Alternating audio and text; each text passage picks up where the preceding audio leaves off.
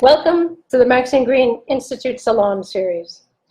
We are hoping that these salons will provide a place for an exchange of ideas and a sharing of artworks, teaching practices related to aesthetic education, and examples of social imagination. I'm Holly Fairbank. I'll be your host for the first salon in this series, a three-part conversation with storyteller, musician, and poet David Gonzalez. David will perform short stories from around the world and walk us through various aspects of the craft of storytelling, including elements of words, voice, movement, and what he calls technologies of enchantment. Joining us will be some education students from CUNY who have studied aesthetic education and are familiar with David's work. David Gonzalez is a nationally recognized and award-winning storyteller whom I met 20 years ago when he was performing at Lincoln Center Institute, where Maxine Greene was the philosopher in residence. It is my distinct pleasure to welcome David to this inaugural Maxine Greene Institute Salon. David? Hey, hi, Holly. Hey, everybody. So nice to be with you all, celebrating and moving Maxine's work forward into new generations. It's so wonderful. And I love that it's a salon series. Maxine had salons at her house. Yeah. Wonderful gatherings where we'd have a sip of wine. There'd be some phenomenal conversation. Yeah. And she would listen and dip in and move things, right? That was so beautiful. Sometimes with books and sometimes even with performers. Yep. And I was always so honored to be in her presence in general, but particularly on those salons where we, sort of under her, I don't know, what do you call it? In her embrace, we were able to dig into thoughts and the work. She was so important to me. I was thinking about the term social imagination, and you don't hear it too much. It's not like it comes up in common conversation. Social, yes. Imagination, yes. Social imagination. And to me, what's implicit in that is how we use our imaginations in the world. You know, it's not like this private circular experience. I mean, like cellular, it's just like inside me. It's really a wide, interconnected experience, the imaginative experience. And it's about co-creating, I think, is as much about co-perceiving. So I think Maxine's deep thought on this was really instrumental in helping me become really, I want to say the artist I am, but even more importantly, the person that I am. I think it supports this way of being open to experience and being an active actor in the world. And I know it's true for this circle of folks like you and others who are really deeply involved with the work. But as I look more and more, people who are sort of activated in their life tend to do this kind of thing. You know, they tend to listen deeply, to engage, to be curious, and to be open, you know. So, we often talked about how things could be otherwise. And you could imagine how things could be otherwise. And that's where she was so motivated by poets and arts in general to perceive the world as if it could be otherwise. Yeah, gosh, really miss her these days, right? Can you imagine Maxine on a Zoom call? Like what she would say from her apartment. Anyway, I'm so happy to be here. And I'll tell you a little, I'm going to be telling a story. Not sort of live, it's something I pre-taped just to control it a little bit better. This is a story which I call Nina Nails It. It's not an original story. This is a story which I originally heard from storyteller Laura Sims, great storyteller. And I am grateful for her finding so many beautiful stories to bring to the world. My version is I call Nina Nails It, where the protagonist, her name is Nina, and she nails it to this kind of overly proud kind of wizard cat. This is a story originally from Persia, and it continues to be alive here in these days. And then the message is really relevant right now. When leaders don't have heart, well, we don't have to look too far to find the result of that. So anyway, without further ado, here's Nina Nails It. Once upon a time, once upon a time. Once upon a time, once upon a time. Once upon a time there was a wizard. Once upon a time there was a wizard. Once upon a time there was a wizard, was a wizard. Once upon a time there was a wizard. He had a tall hat and a long beard and a long cape that dragged behind him as he walked through the many rooms of his mansion, looking at all his stuff. He had a lot of stuff. But what he had most of all were books. From the ceiling to the floor, you couldn't fit anymore. Once upon a time there was a wizard. Once upon a time there was a wizard. Once upon a time there was a wizard. Was a wizard. Once upon a time there was a wizard. And he read every one and knew everything about everything. Psychology, biology, mineralogy, thisology, and thatology too. And he was proud of all he knew. And every day at 12 o'clock, he would open his doors and let people come in to ask him a question. And whatever the question was, the wizard had, a lightning bolt of an answer. And this goes on for a long time. Question, answer, question, answer, question, answer, question, answer. Until one day, he opened his doors and a woman came in. What is your question? He asked her. I don't have a question. I have a daughter, and my daughter is really smart. Her name is Nina, and people in the village say she might even be as smart as you. A child as smart as me. Bring her here at once. The woman left and came back with Nina, who was your age. The wizard looked at her and said, okay, Nina, they say you're pretty smart. Then answer me this simple little question. What is 1 plus 1 plus 2 plus 3 plus 4 plus 5 plus 16,289 divided by 3? I don't know it. But Nina nailed it. She knew it. She knocked it out of the park. The wizard asked her another question. She knew it. Asked her another question. She nailed it. Asked her another question. Knocked it out of the park. For 3 hours, Nina answered every single question. Until finally, Nina said, Mr. Wizard, this is getting boring. Can we play a game? Let's play hide and seek, and you could hide first. You want to play hide and seek with me in my own castle? Yeah. Fine. And so the wizard clapped his hands one time and disappeared behind the clouds. Nina looked and looked, and then she said, hey, Mr. Wizard, that's not cool. The clouds are out of bounds. You have to come back right now. The wizard came down and said, how did you know where I was hiding? And Nina said, oh, Mr. Wizard, now it's my turn to hide. And Nina clapped her hands silently and disappeared into the wizard's heart. And he started to look for her. He went upstairs, downstairs, inside, outside, searched the whole house, opened up every single book. He searched for 3 long hours. Until finally he said, okay, Nina, give me a hint. And he heard her voice say, woo! Do that again. Woo! Okay, kid, you win. Show yourself. And Nina, wow, appeared right in front of the wizard.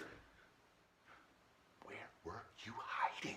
Oh, Mr. Wizard, Mr. Big Bad Wizard. I was hiding in your heart.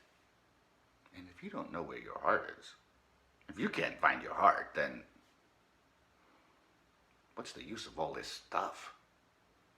Oh, young lady, you think you can walk into my castle and tell me that I don't know where my... You think you're so smart...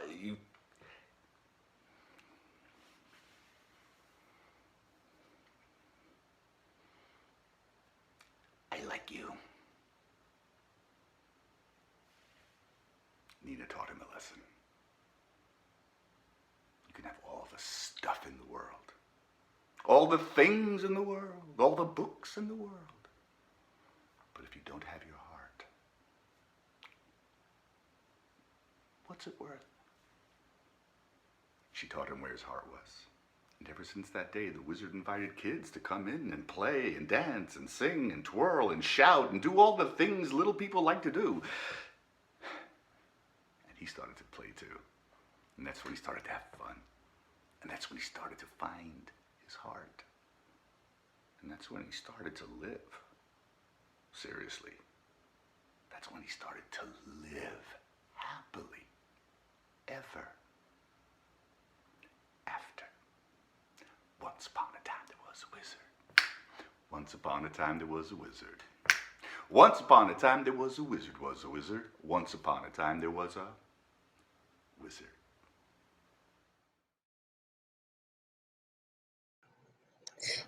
That's a lovely story, David. Thank you. I'd like to welcome our guests who are previous students of mine from Hunter College and the Borough Manhattan Community College. Ingrid Mendez, Ruby Egert, and Rija Ahmed. Ladies, can you please introduce yourselves? Hi, my name is Ruby Egid. I am a student at Hunter College. I'm a double major in English Language Arts and Childhood Education. Thanks. Hi, my name is Rija. I'm also a student at Hunter College. I am a childhood education and psychology major.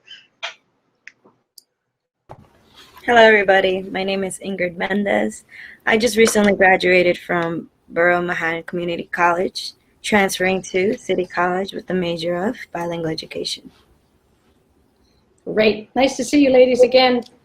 I know you are familiar with the practice of guided noticing from our classwork together, and I was just wondering if you could tell us what you noticed about David's performance. What stood out for you? Rija? For me, the thing that stood out to me was that he was using crescendo and diminuendo of his voice. So his voice would increase to emphasize certain points, and then it would decrease. So it would make you want to go into the camera and go into the video and just try to catch what he was trying to say. And I feel like that captures the audience's attention more, and it keeps you engaged with the video. The performance. Mm-hmm. Beautiful. Ingrid? Yes, there was a lot of facial expression. Since we get to have a close-up from David telling the story, we do see a lot of facial expressions, a lot of hand movement, a lot of body movement. Well, he can from the body and up. He changes his voice, so his voice gets really low and then changes really high. He extends the movement, high, low. And there's also like the dramatic pause to add emphasis and more power to the meaning of what he's trying to interpret. And I like how he gets into the characters, like when he was Nina or when he was the wizard. He really gets into the character of the story. So those are all the things I noticed and enjoyed. That's great, Ingrid. What do you mean by gets into the character? Can you follow up with that a little bit? How did he do that? I said with the voice, he, like the voice of a little girl, and then the voice of a wizard with a rough, dark, deep voice. He changes it up. Great. Nice. Great noticing. Ruby, what did you notice? One thing that I really thought was interesting was how, you immediately identified this as a fairy tale. It begins with with the classic words, once upon a time. He even turned it into a beat, once upon a time, once upon a time. Loved that because it added this sort of like almost jazzy, more modern free flow to such classic words. He even ended it with happily ever after.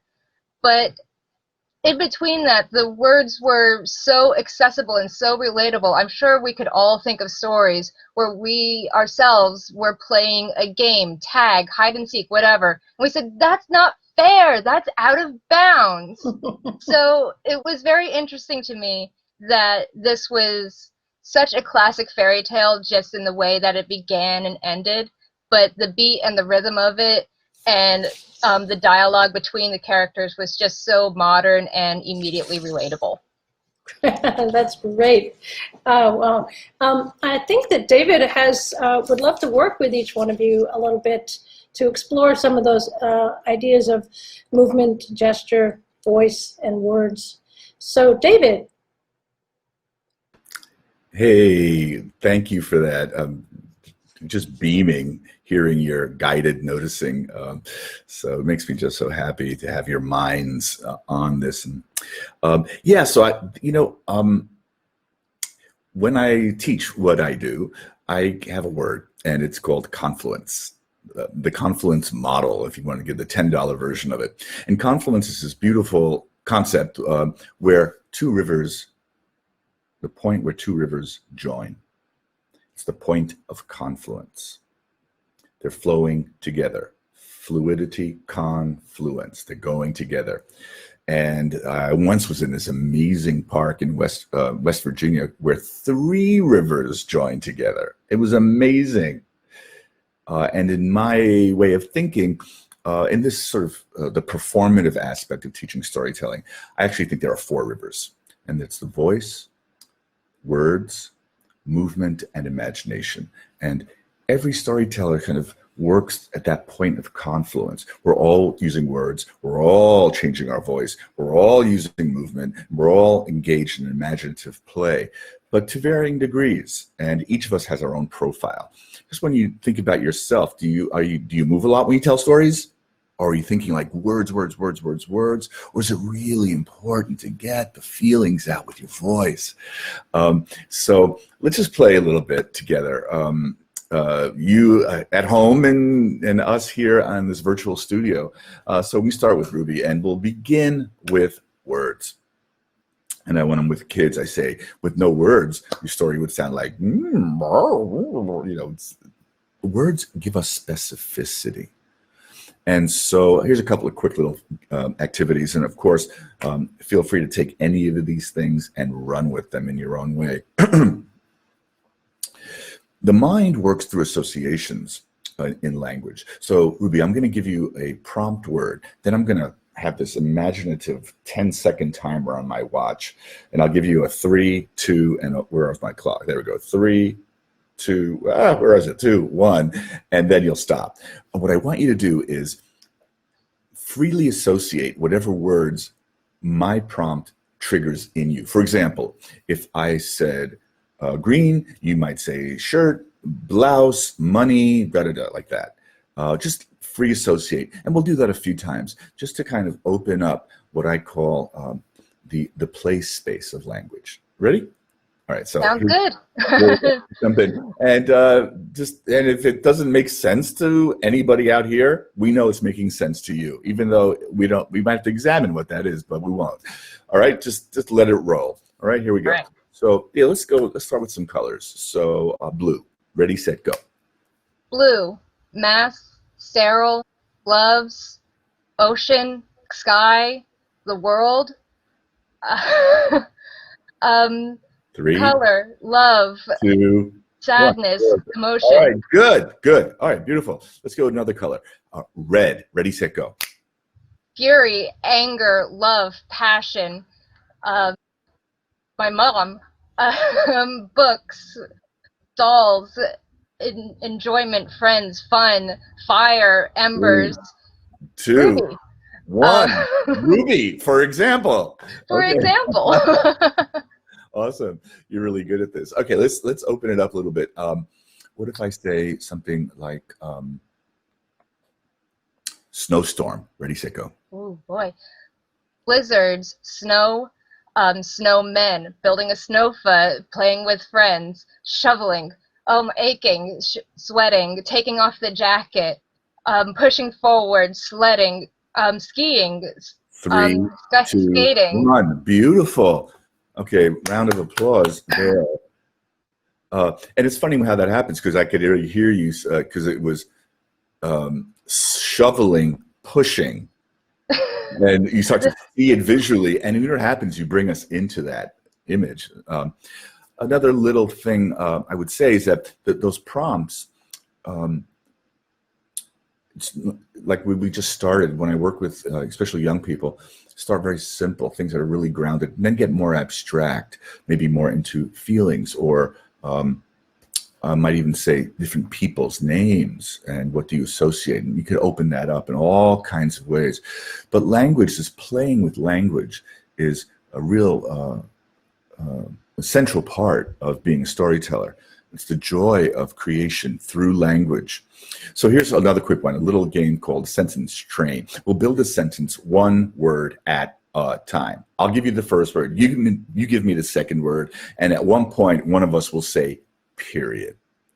The only other two rules is, as I say, keep it PGR-ish. Also keep it so that we don't repeat any significant words, all right? And we'll just play with that. Here, I'll give you the first word. My mother never showed her books to my grandfather. He. That's another sentence. I guess so. I kind of stumbled up. I should have said period. Say period. I just wanted to know if you felt bad about that. Okay, well, we don't know. So you say period, then go he. All right. He. Say period, he. Period, he. Wondered. If. She. Was. Embarrassed. Scared. Or. Nervous. Question mark. Thank you. Okay. That can obviously go so many ways. But again, it's the spontaneity, and it's making these associations in our thinking mind and our imaginative mind that is around the language center. We are actually much more, there's so much more going on in this imaginative language center than we're actually able to channel at any one time. But we are making micro choices, and these games start to open up possibilities. So we can go a lot further with that, but let's move on to the next next piece of this puzzle, which is Ingrid and the voice. So thank you. This was a lot of fun. Thank you. You're very welcome. Hey, Ingrid. Do we have your mic on? Yes. Hi. Hey, Ingrid. Yeah, so again, if I have amazing words, but I am speaking in a monotone, it won't take long before you drift off and nod out, you know. And I don't remember if it was you. I think it was you talking about, or one of you was talking about the expression in the voice, the leaning into the quiet parts, being plastered by the loud parts. You know, this kind of dynamism in the voice is really, really important. And we respond to it, you know. If someone is speaking in a really flat tone, we know something is up. Are they depressed? Are they distracted? If someone is just like, you know, like loud, like I have this friend of mine, he's just like, what are you not paying attention to? You know?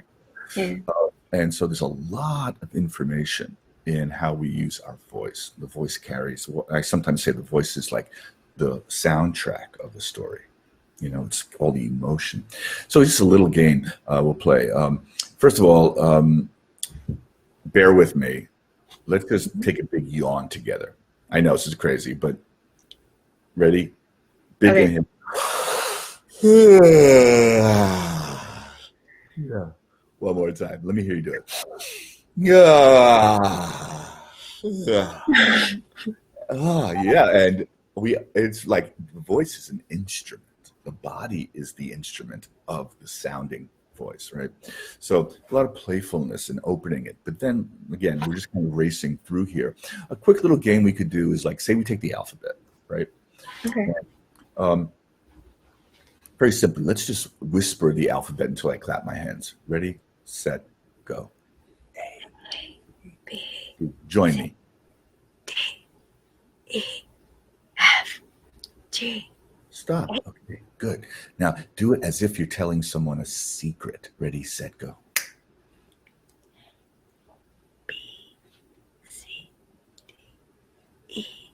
Good.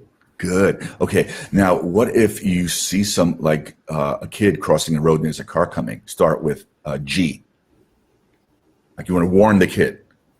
G. Ready, set, go. G H I J K L. Good. Stop. What if you're sort of confused about something that maybe is dangerous, but you're not sure? Take it from L. Ready and go. L M N O P Q R S T. Good. So let's reverse it now. You just go through the alphabet, and I will try to figure out what the mood is. Okay, you start at the A again, but start moving through different kind of like we just were, kind of moods, emotions, situations, and I'll just kind of try and maybe guess what you got going. Okay, but you just keep going. Ready, set, go. A B C D E F G H I J K L M N O Okay, keep going. S T U V W. All right, Ruby. I'm sorry, Ingrid. Thank you. Awesome job. We got it. I can tell you're going to dominate in the classroom. Thank you. It's that kind of flexibility and availability that you've got going in there, and playfulness, but also, the willingness to go there when you need to, because different situations call for different things. And in a story, when you're telling a story, you be very conscious. What is the situation in the story asking for emotionally? And everybody's going to have to solve that for themselves, but that leaning in and then that pulling back, we're engaged. As long as it's true to the nature of the story and true to the nature of the storyteller, and feels congruent and real, it'll work. So good job. Thank you. Thank you so much. Yeah. I learned a lot from this fun activity. Awesome. And I will definitely use it in the class. As we say in the Bronx, boom. Boom. Boom. All right, let's keep rolling. So the next part is movement, and we've got Rija. So let's bring Rija in. Okay. Hey, Rija. So we're kind of confined here, our little boxy spaces. And in the video we saw of Nina Nails It, again, it was a tight shot because we're constrained with light and space. Generally, when I'm on stage, I'm moving from the feet to the, reaching, you can't even see it, wide, but also moving forward and back, right and left, being way high, being real low. But in the confines of our two-dimensional video computer world, still there's movement, and we see it in the hand gestures, the shoulders, head, neck, face, eyes, and also to a certain degree, kind of using the proximity of the camera in a way. So movement really varies according to the teller, like we all do. But again, like I said about with the voice, when you see someone who's sort of lifeless in the face, something's up, right? And we don't really know exactly what's going on, but what's natural is for there to be a twinkle in the eye, or these little wrinkles, shift, and the posture, and it's always transmitting. It's a whole other language. And of course, Professor Fairbanks is a dancer, and I don't know how much she's shared with her work, but dancers live in the world of language of movement. But storytellers, kind of depending on the style, are in there too. I tend to really enjoy movement. So this is another important stream of vocabulary, or another river that we include in this confluence. So since we don't have a lot here, space, but let's just say, using our hands, if you were to convey, like, if it was kind of like you're making your own sign language, how would you convey with one hand drizzle, like a light rain? And show us how you convey that with one hand. Something like Yeah, do that a little bit closer to your camera so we can see that a little bit closer. Oh, my camera is here. Yeah. Oh, yeah. Okay, that's really sweet. How light that is. Where are we? There we are. Very, very nice. Nice control.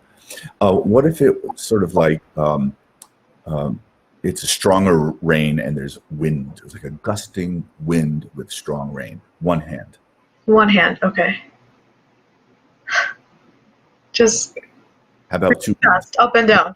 How about two hands and you have like 10 seconds to show us. Ready, set, go.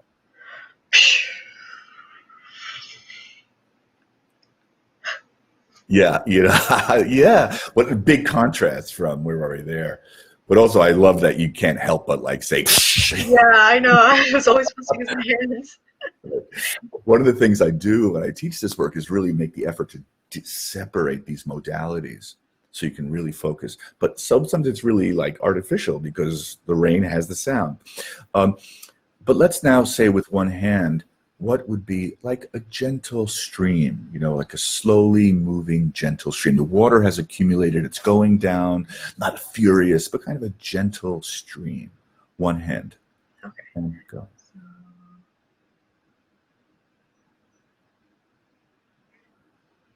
All right, stay with me.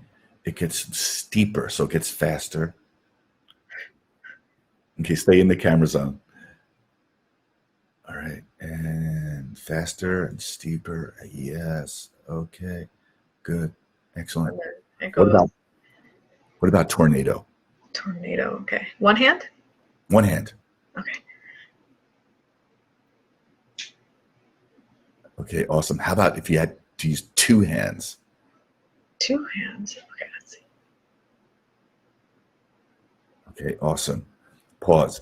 What if you were on the ground looking and you saw a tornado coming toward you and it takes 10 seconds before you have to run? You're watching it get closer and closer. I'll do the countdown from 10, okay? So we're just looking at how you're moving your My eyes face, and face. my expression. Also, remember, you have all your shoulders, right, left, up, down, okay? You see it coming 10 seconds before you have to run for your life. Ready? Okay. And we're going to start with 10.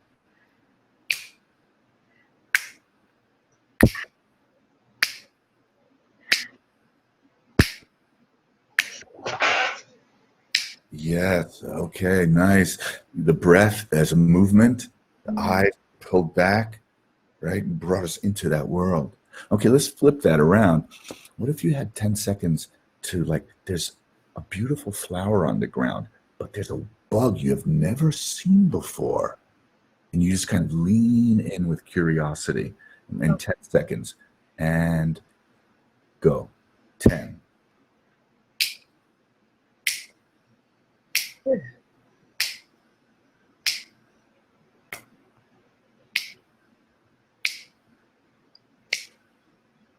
Nice. Okay, cool. Cool. If we were in a classroom, we could do that with the whole body. We can really start to, and it's very natural. Like all of us move. All of us have a tremendous variety of facial gestures that we bring to our life. You know, when we don't, at least when I don't, like when I'm feeling like flattened, I know something's going on. Either I'm really distracted, I'm emotionally disconnected, or I'm deep in either thought or some kind of distraction, you know, that's really got me like gone, which is another space you can be in, right? But then the way of when you're engaged with the world, it's really activated, especially in the face, but the whole body. So anyway, there's a lot we can talk about there. I call this, like I said, movement, the dance of the story. And, you know, so here we have words, the confluence of words, the sound of the words, the voice, and the movement, the dance of the story. And the confluence really comes back to like how each of us, through our imagination, which is like the fourth river, you know, kind of stirs that pot up, that cauldron, that spot of confluence. And the result is our individual style, how we as storytellers manifest our craft. Anyway, thank you so much to all of you for taking this little journey with me.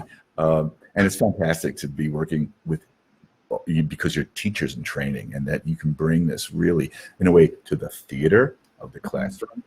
I'm so pleased to be sharing this with you and to feel your vitality in it. So that's what we got for now. I'm going to hand it back to Professor Fairbanks, my friend Holly, so we can wrap up this. Thank you. Thank you. All right, catch you later.